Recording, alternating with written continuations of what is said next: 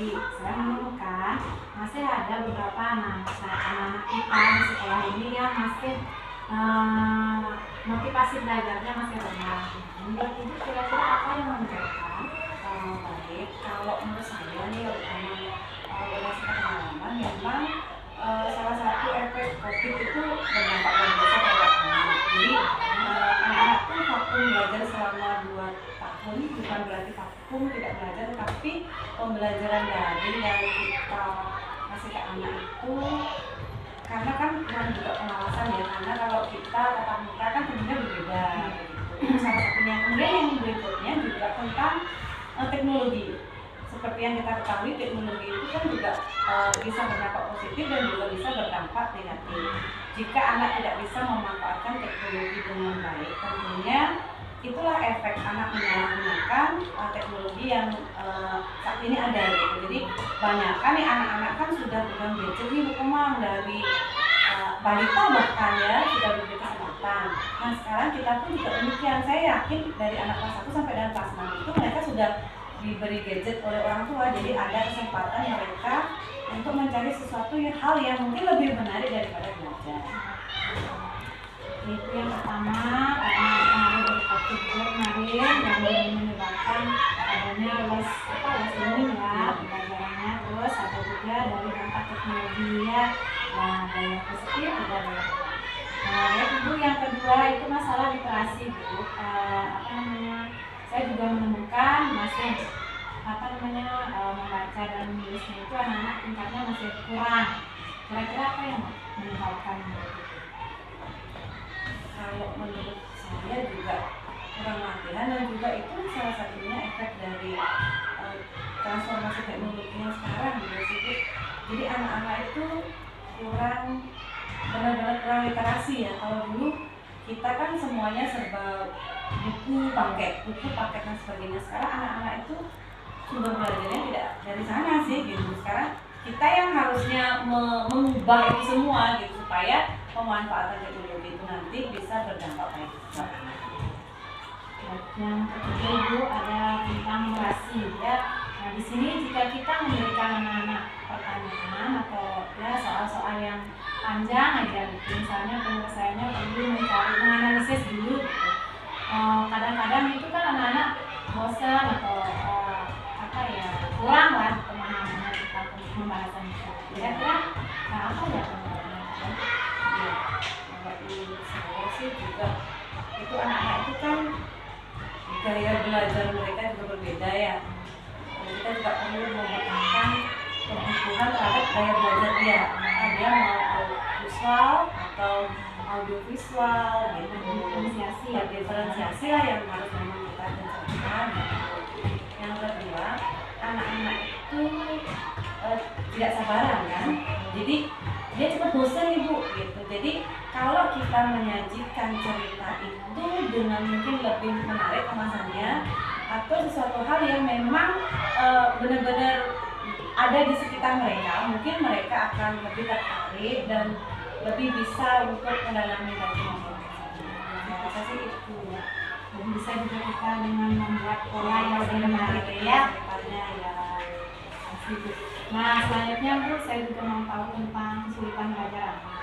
Nah di sini kan ada, kita sudah sering menjelaskan materi itu, tapi sulit juga dipahami sama anak. Karena banyak seperti itu lagi besok dijelaskan belum juga paham lagi. Nah kira-kira apa itu pendapat? Ya, kalau menurut saya memang tidak bisa kita dengan sistem hafalan ya. Memang ketika kita membelajarkan pada anak, kita memang harus mengajak anak itu ikut serta gitu. Jadi guru itu bukan lagi satu-satunya sumber belajar.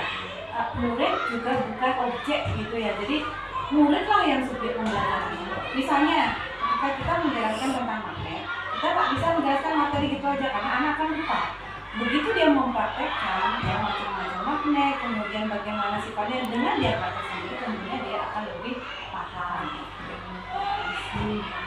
Dan selanjutnya tentang menjalin komunikasi dengan orang tua. Mahasiswa itu kadang-kadang kan kurang mau terbuka dengan dengan gurunya. Dan juga banyak juga saya temukan bahwa respon orang tua itu kurang terhadap kegiatan anak-anak. apa kira-kira yang membuatkan dari pihak orang tuanya? Kira-kira kita kan sebagai orang tua kita tuh tidak sepenuhnya bisa ini di mana-mana. Kan banyak nih kita berikan informasi kepada orang tua tapi hanya dibaca begitu saja. Kira-kira apa yang kita lakukan? Baik, rasanya kita juga tidak hanya mencari penyebab, tapi ya cari solusi juga ya. Mungkin kita harus lebih intens membangun komunikasi dengan orang tua. Kita penyebabnya mungkin orang tua sibuk kan juga tahu orang tuanya banyak bekerja dari Senin sampai Jumat atau bahkan ada yang tidak ada libur mungkin orang tuanya. Kemudian ada juga penyebabnya mungkin anaknya tidak satu aja, dia punya anak banyak yang harus diperhatikan semua gitu, sehingga dia kadang tidak membaca informasi yang ada di paguyuban kelas gitu dengan baik. Nah, solusinya adalah memang kita harus berikan mengadakan pertemuan dengan orang tua, misalnya 2 minggu sekali atau 1 bulan sekali, untuk mengkomunikasikan bagaimana kita sama-sama mendidik siswa.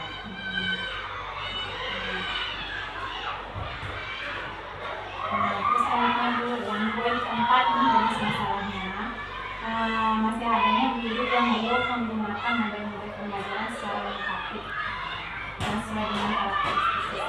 Kira-kira apa penyebabnya?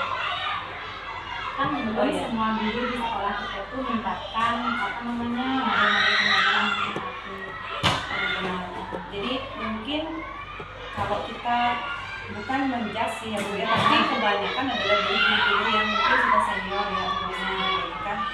Jadi satu, dia sudah apa ya, underestimate dirinya sendiri gitu, bahwa aduh saya nggak bisa dah, saya bodoh dalam hal teknologi gitu. Jadi dia malas untuk bergerak gitu. Mungkin solusinya kita yang mengajak pelan-pelan, mengenalkan ya dari sini gitu. Biasanya kan di mereka itu sudah nyaman dengan model yang dia terapkan dari dulu gitu, makanya terima kasih. Nah, terus yang kelima Ibu ada di sini mengenai kita itu terutama saya itu belum sepenuhnya mampu menerangkan materi itu yang di level hot ya. Kira-kira apa penyebabnya? Kenapa apa ya, belum kita sudah, cuman tapi mungkin kita itu belum tahu ya, oh ini sintak, oh ini udah hot gitu ya. Baik, yang saya tangkap begini, memang tidak usah berkoma, mungkin saya sebagai seorang guru ya, kalau lihat transformasi teknologi itu dirasakan juga di dalam dunia pendidikan gitu. Jadi begitu kita dapat ilmu baru, kita terasa bahwa ilmu saya ternyata baru segini loh, seperti itu ya. Jadi kita sebagai seorang guru itu memang seharusnya sebagai pembelajar sepanjang hayat. Jadi kita harus terus belajar, terus mencari tahu apa ya, pengetahuan yang perlu kita pelajari. Kemudian kita juga perlu berinteraksi. Dengan begitu mungkin kita akan bisa menerapkan atau membuat soal-soal. Ini Bu juga harus berinteraksi ya Bu. Terus yang terakhir Bu tentang pembelajaran dengan media IKA di sini Bu. Belum apa ya, banyak masih juga belum memanfaatkan media IKA tersebut. Kira-kira apa penyebabnya? Iya. Jadi secara umum itu tadi, dan guru itu merasa di zona nyaman, kemudian dia merasa satu-satunya sumber belajar, sehingga dia tidak kreatif gitu loh Bu. Padahal kita sebagai seorang guru itu kan harus satu merefleksi apa yang pembelajaran kita sudah lakukan itu apakah berhasil gitu kan. Kalau memang belum, berarti apa yang perlu kita tingkatkan, apa yang perlu kita manfaatkan. Itu sih saya rasa. Tentang kreatif ya, bahwa dirinya itu adalah Tidak pernah merefleksi diri juga. Tidak bisa merefleksi diri. Atau mungkin belum melakukan refleksi diri.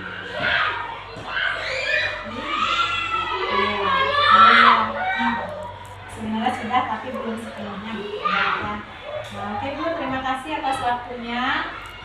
Sudah mau yang ganggu untuk membahas beberapa untuk menemukan ya beberapa eksplorasi perubahan masalah dari